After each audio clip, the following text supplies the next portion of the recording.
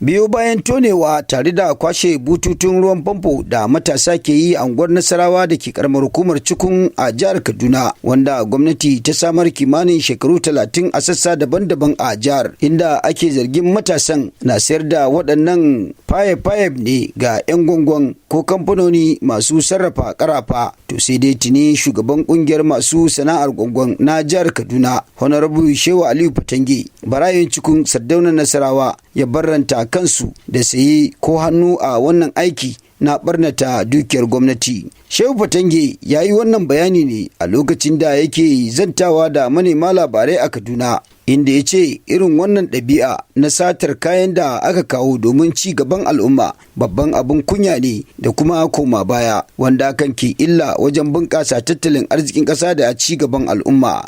Mutane na ɓata gari suna barna suna haƙe wannan abubuwa wanda bai dace ba, kuma ba ma son alakanta su da mu a mazauninmu na masu sana'ar gwangwani, domin mu wannan karfe da ake haƙewa ake sayarwa mu haramun ne a tattare da mu.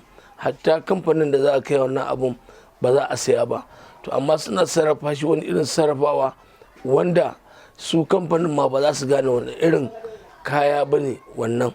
Shi yasa na ga ya kamata in kira ga ita hukuma, wato jami'an tsaro da ita gwamnati, domin ta shigo ta sa idanu a wannan abubuwan da matasa ko ɓata gari suke yi a wannan gari na Nasarawa da kuma jihar Kaduna baki da. Sannan ya yi kira ga hukumomin da abin ya shafa, musamman 'yan sanda da civil defense, su sanya idanu sosai wajen hana aikata aikin barnan, musamman barnata kayayyakin da gwamnati ta samar domin al'umma su mora. To ina kira ga gwamnati da ita hukumar 'yan sanda, wato jami'an tsaro da civil defense, da su yi gaggawan shigowa musamman ko da daddare su dinga patrol suna duba wuri domin gane irin wannan ɓata gari, domin su kama su hukunta su. amma mu a halin yanzu ba ma tare da waɗannan mutane, ba ma mu'amala da su, ba kuma ma tare da su. don haka ina kira da kakkausar murya gwamnati ta gaggawan shigowa bincike da duba wannan hali da wannan gari na Nasarawa yake ciki na a ƙarƙashin ƙaramar hukumar Cikun. Daga ƙarshe ya ce wasu na yin barazana da cewa sun samu takarda daga gwamnati na amincewa su cire waɗannan fayef na ruwa, inda ya ce wannan ba gaskiya ba ne, kuma duk wanda aka kama lallai hukuma ta yi aikinta. Kuma yana tabbatar muku har yanzu babu wanda mai sana'a irin tamu ko kuma wanda gwamnati ta ba wannan takarda. Ƙarya ne, takarda gwamnati ba ta ba kowa takarda.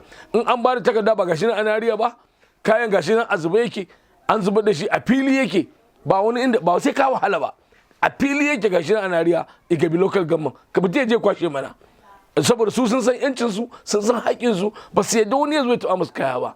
Domin me? Domin babu tsari, babu takarda. Da haka ina kira ga duk wanda yake gaya muku cewa an ba shi takarda, wallahi tallahi ƙarya ne, babu takarda. Su dai waɗannan bututai, wato fayef na ruwan famfo da aka binne a ƙasa cikin kowane layi a unguwar Nasarawa da sauran unguwanni, sun haura sama da shekara 25. Sai gashi yanzu matasa na tone waɗannan bututai suna sayarwa. Daga Kaduna, Muhammad Sani Yusuf, Nasarawa, DSTV Hausa.